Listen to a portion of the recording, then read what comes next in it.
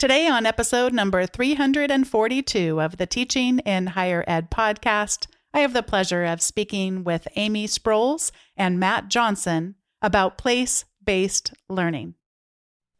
Produced by Innovate Learning, maximizing human potential.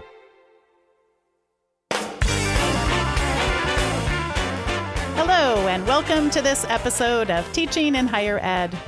I'm Bonnie Stahoviak, and this is the space where we explore the art and science of being more effective at facilitating learning. We also share ways to improve our productivity approaches so we can have more peace in our lives and be even more present for our students.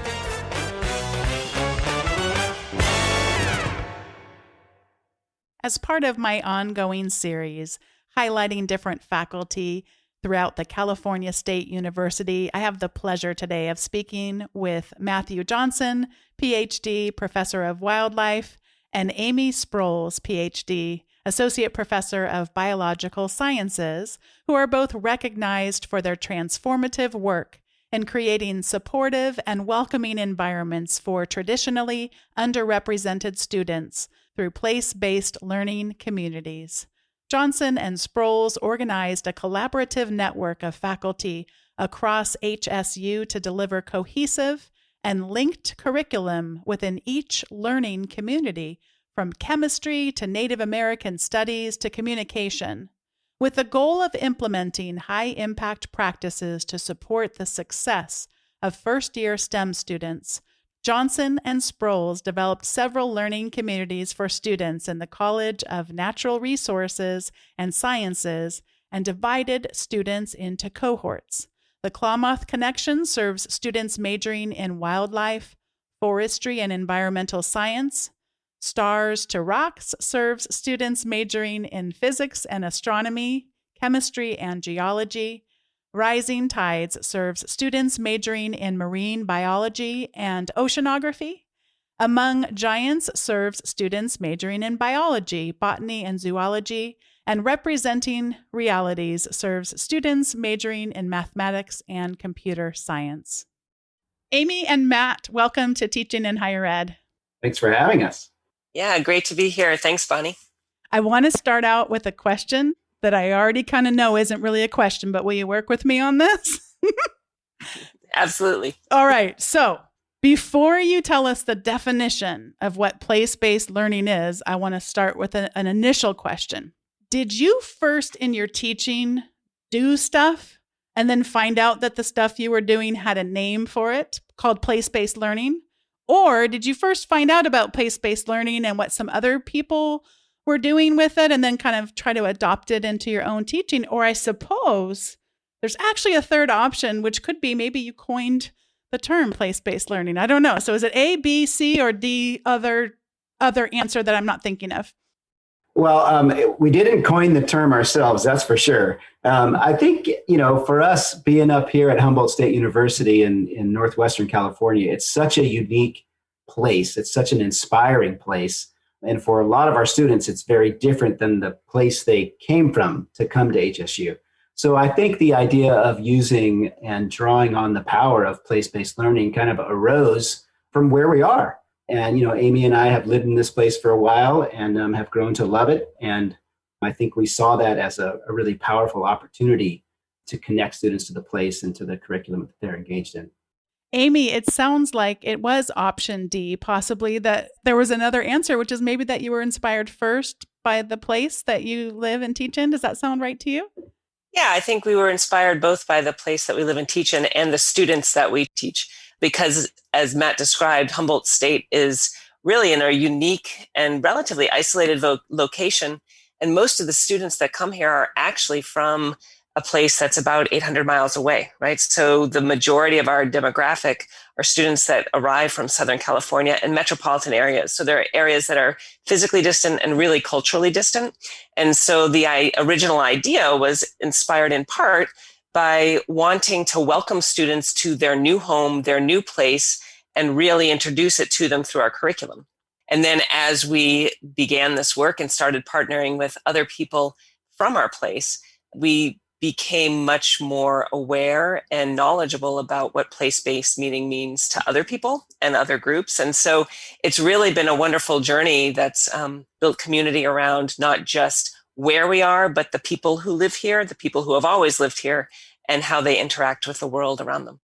You don't need to give us necessarily a textbook definition, but could you give us your definition of place-based learning? Well, yeah, to me, place-based learning really rests on the power of immersing students and faculty and staff, for that matter, in the place and recognizing the heritage, the culture, the landscape, the geography, the plants, the animals, the rocks, all those things, and how those things interact with each other to illustrate to students how so many disciplines are interconnected. You know, the world is a challenging place. We've got social challenges, environmental challenges, economic challenges, and higher education is pretty good at isolating those. But we all know that solving those complex challenges, it requires all the disciplines working together. And by immersing the curriculum and embedding the curriculum and anchoring the curriculum around a place, it gives you the opportunity to explore how all those dimensions of that place interact with each other. As you were just saying that, you're just igniting my imagination around this.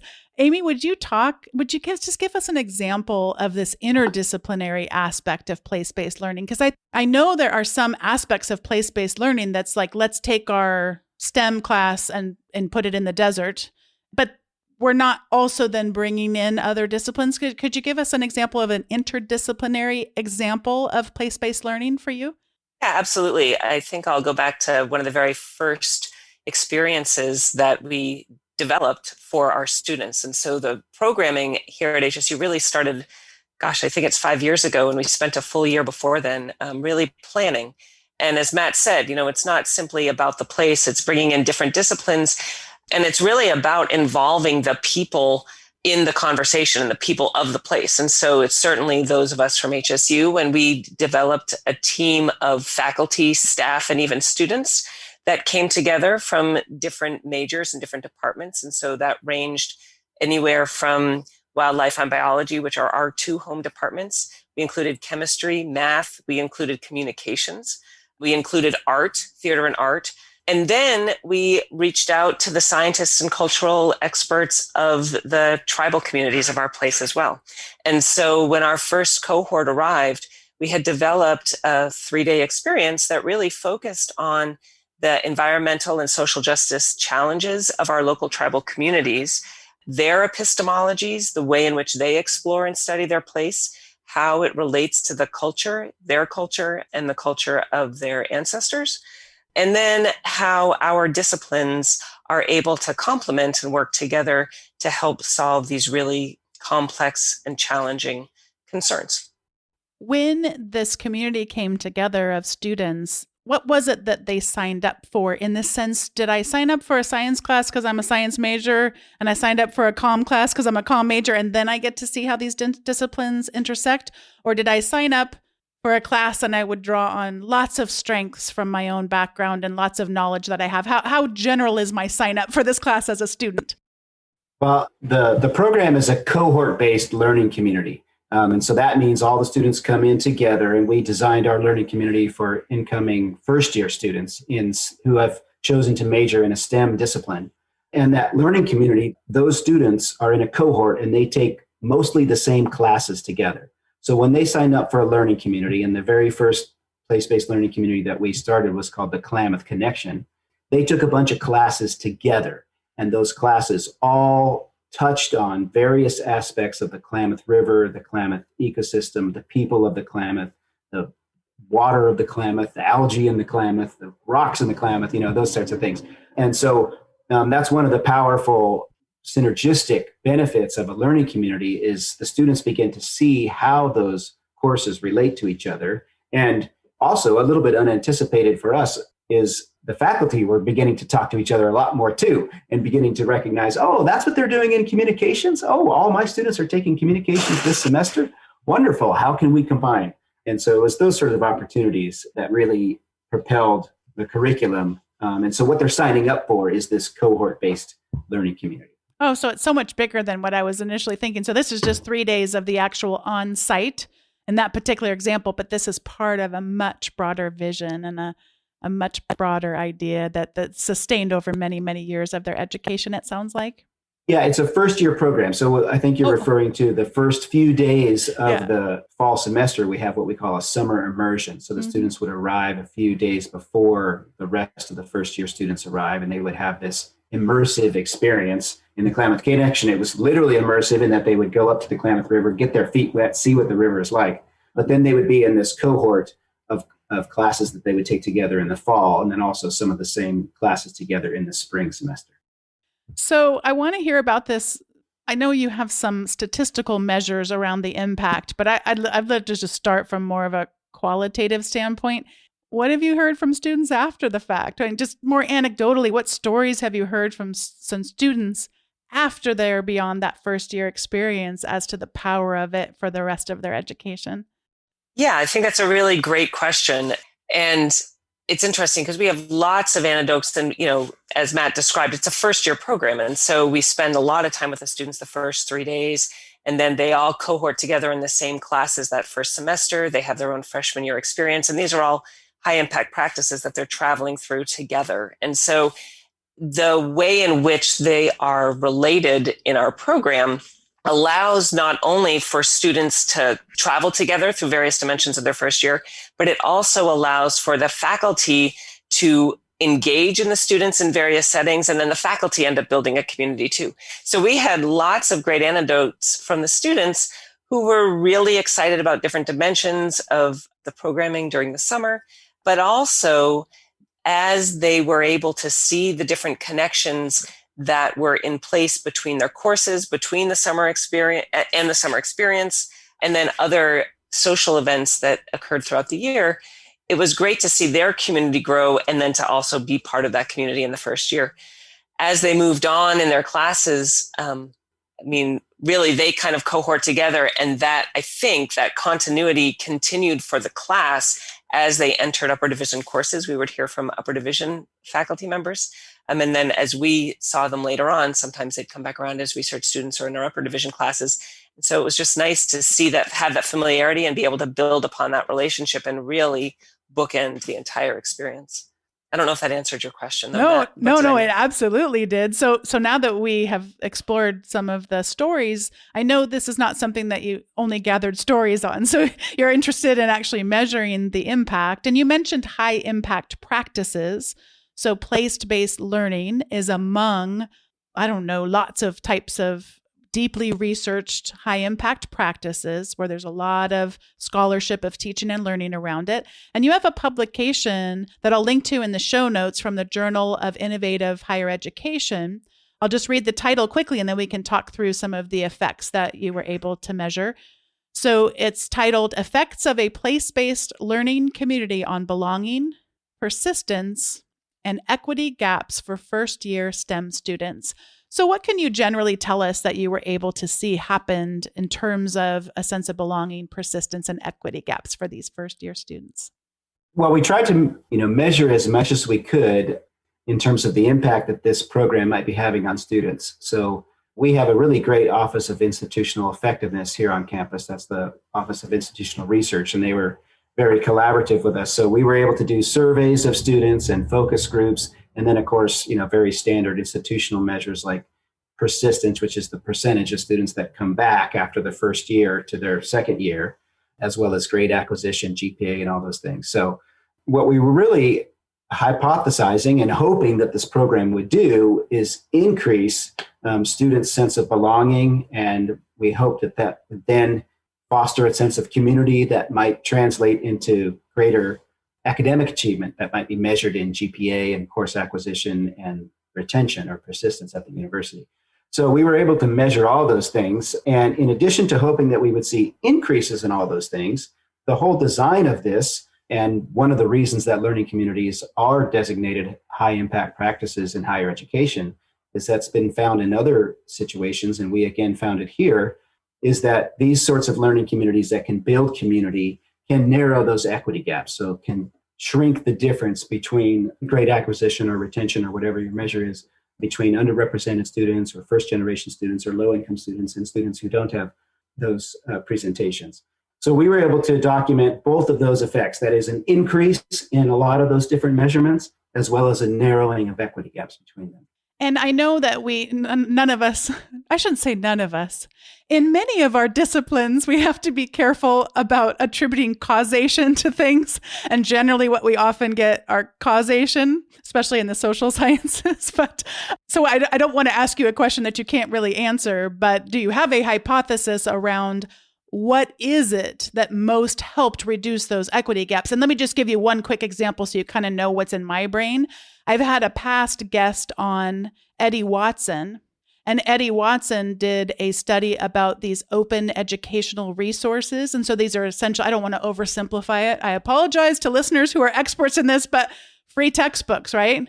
So a lot of people would assume the savings of the free textbook is what made the biggest difference. But what his research found that actually was the number one biggest difference is everybody's starting the beginning of the term in the same place. Whereas in other circumstances, because they didn't have all the cash they needed to buy that textbook, they might not have gotten it until week 3 or 4. So it was more about the time delay for academic success than it actually was the money. Does that make sense? So I'm kind of wondering about this equity gap because it's so exciting for me to hear another example of that being measured.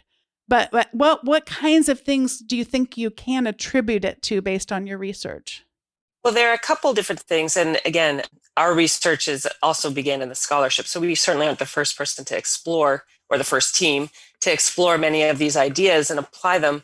There was a couple things that motivated us. One, I think, was this idea that it is a community. And so one would hope that if you bring new students to campus and engage them with faculty, with upperclassmen, with staff around the discipline that they came to university to study, then you immediately welcome them, you include them, and you ground them with others that can support them as they move through. And so that was one piece that we hoped would help close equity gaps, especially for students from areas or backgrounds that haven't had as much experience with hands-on learning in the discipline that they're excited about. The other piece is also in the higher education literature that if you can really motivate students by engaging them in curricular and co-curricular activities that really highlight the relationships between STEM, which is really about science, technology, math, which it doesn't obviously link to the humanities, right? To the human experience. And so if you can create activities and experiments and show that linkage so that students can really see how their personal and cultural values are impacted by and could benefit from the STEM curriculum, then you can really improve motivation and engagement and hopefully welcome people from all places to really excel. I know there are totally a bazillion examples you could give me, but would each one of you just give me one example of a surprising from a student's perspective that you're able to and your colleagues are able to show them of this connection between science, technology, engineering, and math, and what some of them would consider their own lives? I realize that that's an oversimplification, but like social issues and things that they care about, those connections. Would each of you just share an example that comes to mind, even though I know there's tons of examples out there? Yeah, so I guess there's two different levels to this, right? So the welcoming students to HSU and grounding them in the social cultural issues of our place. And he's mentioned Klamath Connection. The Klamath River is the major geographic feature that really collects us all together. All of us being both the campus community and our tribal partners, it is home to 4 different tribal nations. And we collaborated with the scientists and cultural experts of those tribes to help introduce the students to the system and issues that water quality issues have on the people of that place. And so for the last 12 years or so, every late summer, there's been a major toxic bloom of microcystis algae that really dramatically impedes not just the health of the river, but the ceremonial practices of the tribal people of the place. And so by introducing the students to the cultural impacts, the scientific impacts, the environmental impacts, and then demonstrating how chemistry, math, botany can all help better describe and understand and contribute to a solution was really the first way in which we tried to highlight the linkage between the people of our place and the basic science courses that the students would be engaging in their first semester. This year, we did that same experiment that we've done, multiple years, and it had to be different this year because normally that experiment happens with vials and, going to a lab and then having those vials sit in the greenhouse for a while to grow algae. But this year we had, because of COVID and everything being virtual, we had to transfer that whole experience into a kit that we could send to the students. And so it was really, I just finished grading some of the students' responses to that. And it was really rewarding and enlightening to read those because, several students talked about, I couldn't come to Humboldt this semester, but a little bit of Humboldt came to me in these vials because we would send them vials that literally had some Klamath River water in them. And they would do some experiments to see if the addition of nutrients accelerated the growth of the algae inside those vials. And then, as Amy's describing, working with our tribal collaborators and working with botany professors and math instructors, the students see how this one experiment, which seems maybe very simple at first, connects to all these other disciplines.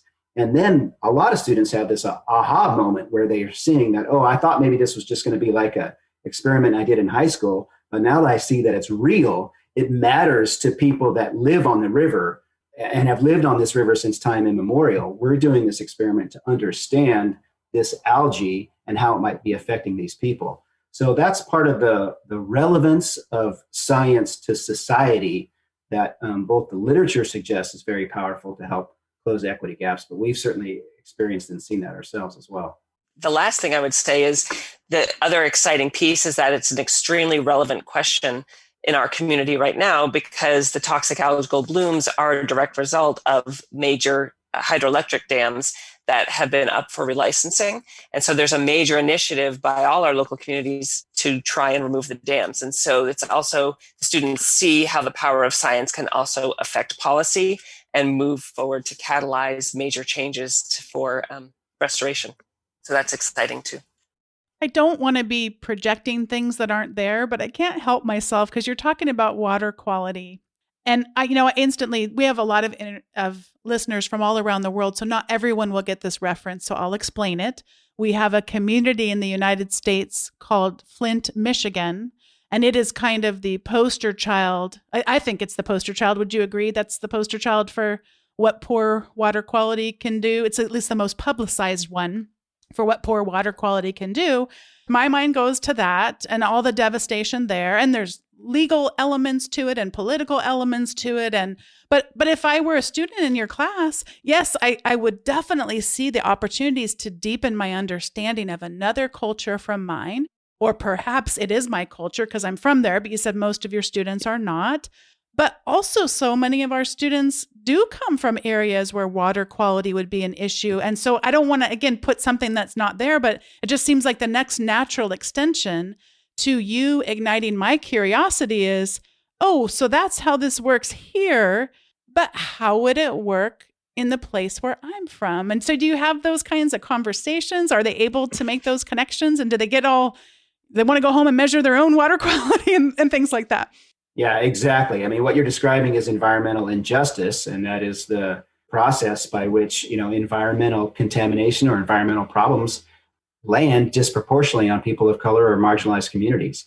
And so this example that the students explore with the blue-green algae in the Klamath River is an example of that. And you are exactly right. Students, they recognize this process and this reality of environmental injustice, and many of them have lived it in their own lives. And so part of the place-based learning is to not just learn about this place, but to learn about this place as a way to learn about larger emergent patterns or emergent processes or emergent questions that apply to anywhere in the world. So on the heels of doing some of the local place-based learning, we also then ask students to reflect on how some of these same relationships and complications and solutions might be operating in their own communities. I just love, I've been so fortunate to be able to speak now to so many superb faculty members across the California State University system. And I just love how the theme just carries across around these service learning opportunities in so many different disciplines that I've spoke with. The idea of we do it together with the community. And I'm thinking about the group of researchers who had the students learn about circuits through building these solar kits, and then they take the solar kits to the Indigenous communities, for example, but they're not like, here's a present, but they're actually working together to learn how to build them. And I just love that value really carries across so much from what I've been able to see of the California State University system. Yeah, that's right. In our case, the idea of cohorted-based learning communities has been around for decades. It's established high impact practice. We chose to put the place-based signature on the learning communities that we have built here at HSU. And place-based learning has also been around for a while, mostly in the environmental education, but it's also been criticized for not appropriately acknowledging the indigeneity of a place, the indigenous people of a place. And so for us, I think what we've learned over the years, working with our colleagues in Native American studies, is you cannot talk about the place without talking about the indigenous people that have been there since time immemorial. That's pretty conspicuous here in Humboldt County because we're a rural place with a number of important tribes that have been here since time immemorial and still have very active practices and communities going on now. But really, I think one of the lessons that the students learn and working with our Native American Studies collaborators, they ask the students to go to this website and put in their hometown and learn what the tribe is that there is in their hometown. And so no matter where you are in North America, there is an indigenous community there that has been there for tens of thousands of years or longer. And so I think that's also one of the emergent lessons that students receive from both the summer immersion as well as the full cohorted experience over the first year. And we certainly see that, in surveys and focus groups with the students. A lot of them reflect on, boy, I learned about, Native Americans in fourth grade in my California, curriculum, but I never learned this. And so it's really powerful for them to hear a more honest truth about the history of settler colonialism and how it's had affected the communities here and elsewhere. Mm. Well, I want to ask one more question before we get to the recommendations segment. And it's hard sometimes when you work at a place or you're in a situation where you don't have a first year cohort program. You don't have a place-based program already implemented. It feels sometimes a little bit isolating. And so I wonder what ideas you might have for how do we shrink this down? And I realize that I'm going to it's sort of oversimplifying, but I like to think about it doesn't have to be this giant thing that involves, all these people and money, even, to budget it and all this stuff. What are some of the small things someone might do just to begin to experiment on the smallest unit that you can think of around place-based learning? Well, there's a couple ways to think about that. The smallest unit I think you could think of as being something that's place-based, or the smallest possible learning community. So an individual instructor can certainly introduce place-based curriculum and pedagogy into her or his class. And I'm a wildlife biologist, and so in my classes we do a lot of work locally, with field work, in many cases collaborating with the city of Arcata, in our case up here at Humboldt State. And, anytime you're grounding the work in the community and out in the field, in my case with students studying wildlife, it can really help galvanize the concepts in their own mind. And then, in terms of the smallest possible learning community, really, the academic literature defines, as long as you've got two classes that have some linked content across them and some shared students between them, that's enough for a learning community, because the students in that experience will be seeing the academic connections between those two classes, and they'll also build a community of people who are enrolled in those two courses together. And there's benefits even for a learning community that's as small as that. And by two classes, you mean I'm in a cohort and together as a cohort, we took two different classes? Or you mean two different classes that are coming together to a larger group to learn together? Well, I guess it could be either way, but most conventionally, two courses where the same students are taking two different courses with two different instructors. So rather than thinking about I have to invent this whole cohort model and transform all of the first year experience, it could be I pair up either with myself, because if I teach two different classes that happen to be in that first year map or curriculum progress for students, or I get a colleague and we figure out some way to do that together. Yeah. Yeah. I mean, there's really cool stories. I mean, we've had the benefit of, going to some of these learning community institutes and training opportunities where we've heard stories from other faculty all over the country that have done neat learning communities. And sometimes it's, a music class and a chemistry class, or, sometimes the combinations seem like, oh, wow, how did you pull that off? But they can be really powerful because that's how, students can start to see some connections across discipline. I was even thinking just in my own teaching, because I'm not in STEM, but how do you take it into a non-STEM? I'm going to give you an example that I don't think is place-based learning, but I still want to mention it and see if you agree. So I love getting students outside of the classroom. And so I would often, in the years of my teaching, we would head down together. We're right by a nature preserve and it's beautiful. And there are a lot of ecological things, but that's not why we're there. We partner up and we listen to a podcast episode about whatever the topic is. And it's about 15 or 20 minutes or something like that. So it might be looking at discrimination in the workplace, and we walk out. There's actually two different ways you can go. So pair up with someone and decide if you want the harder on your legs walk that's going to involve more hills, or if you want to go with me where we're going to walk on pretty flat land. And then we come back and we discuss it on the way back. To me, that's not place-based learning. It's in a place and it's learning, but it's not place-based learning because I'm not incorporating that environment other than just its beauty and magnificence, and it's something different. But the second example would be a really seemingly simple one, and that is whenever I have guest speakers, I'll joke with them and be like, hey, could I invite myself to your company? And oh, by the way, my 20 students or whatever. But anytime I can get them in the actual context that guest speaker might be speaking about, that's a business person. And so we're going to go learn from that business person in the context that they're going to be telling us about, if that makes any sense. And to me, that second one might qualify as place-based learning. And again, I know we don't need a rubric or anything, but what are your thoughts on that, shrinking it down? Yeah, I think both are really excellent beginnings. And I think that, as each of you stated earlier, I think there's ways to just bring in a small piece to kind of round out the play space, right? So remembering that place isn't just location, but also the involvement of people and the people that were from there and the history of the activities that have occurred there. So when you take your class out for the ecological walk, just knowing, as Matt said earlier, there's a map you can look on and identify any place in the United States and what the history of the Indigenous community is, whose land it was, if there are still community members there, and just knowing the history of what occurred on that land. If it's a wildlife reserve now, what is the history? What happened there before? And honor that and how it moves forward. And then in terms of the business practice, yeah, I think similarly, what's not, this is the business, this is what they're doing, but how is it impacting the community, right? And why are they doing these things? And what are ways that others can help have a conversation or maybe guide that product or the business practices to be most beneficial to all, right? I think that's another way to think about it.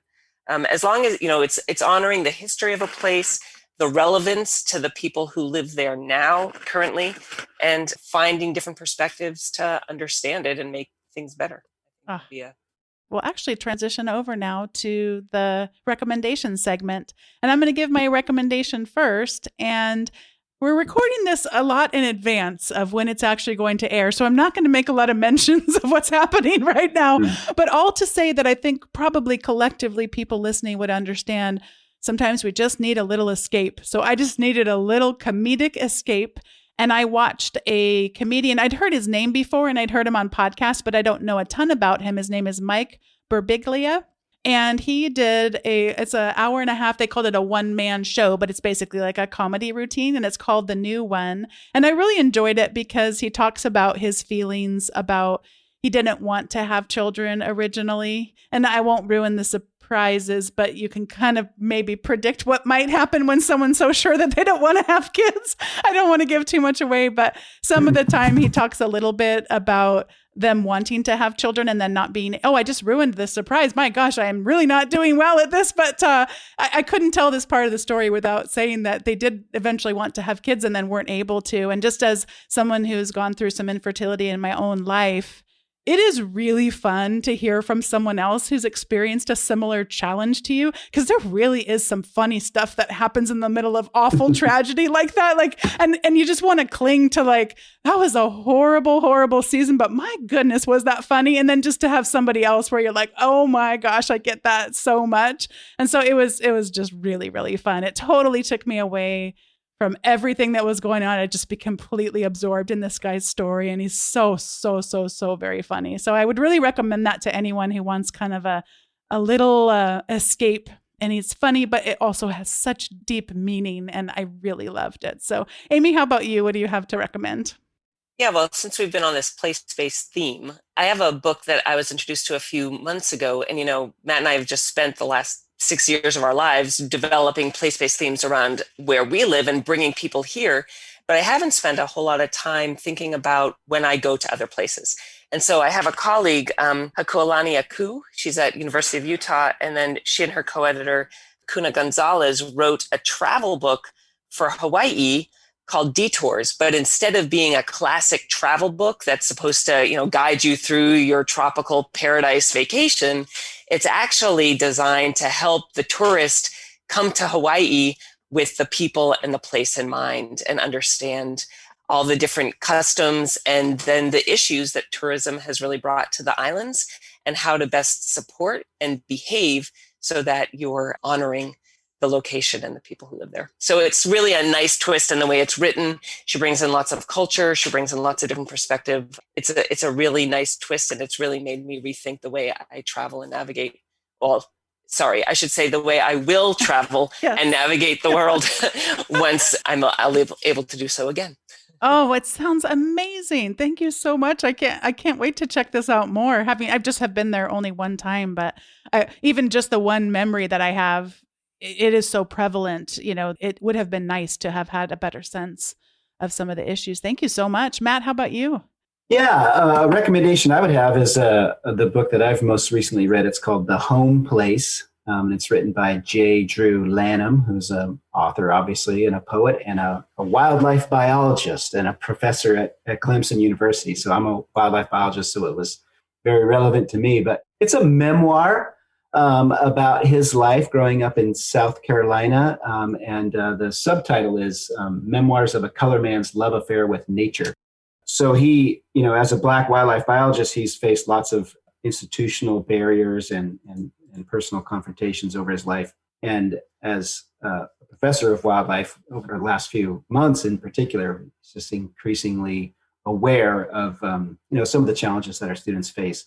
And I love this book. I love lots of natural history writing, and I love this book because it really seamlessly, I always envy writing that kind of seamlessly combines very different ways of thinking. And his book really seamlessly combines personal testimony and describing the whippoorwills in the woods to describing his own personal story of, going to a white church for the first time, to his own personal story of trying to get into Clemson University and study wildlife biology and the challenges he's faced, sometimes bird watching, and how he can navigate all that in kind of build a quilt that covers all of that is really impressive. So it was a wonderful read. And he's coming to campus in a few weeks to talk to some of our students. So we're really excited about that too. So It was a fun and thought-provoking and rewarding read, and I really loved it. I am so overjoyed to be connected with both of you, and just thankful to the California University system just for the opportunity to speak with you. As soon as I saw I think I got a sentence into hearing a little bit about your work, I thought, such a thrill to get to talk to you, really. And you've just done such a wonderful job to help translate some of this to, because you're more interdisciplinary thinkers anyway, for the rest of us that aren't necessarily in STEM, that we can take a lot away from your work as well. Thank you so much for your time today. Yeah, thank you so much, Bonnie. It was a pleasure speaking with you. Yeah, absolutely, Bonnie. Thank you. It was a lot of fun. Thanks once again to Amy Sprowles and Matt Johnson for joining me on today's episode, number 342 of the Teaching in Higher Ed podcast, with a focus on place-based learning. I am leaving our interview completely energized and just so inspired by everything that you do. And I want to thank those of you who are listening. I hope that you will be able to take some nuggets away, whether they're small nuggets or big giant ones, and be able to start thinking about some things you might be able to do within your own context. If you head over to teachinginhighered.com/342, you can see the show notes for the episode. And I'd love to connect with you on Twitter if you're there. I am Bonnie with no E, Bonni 208, and would love to hear what you're thinking about as far as place-based learning. See you next time.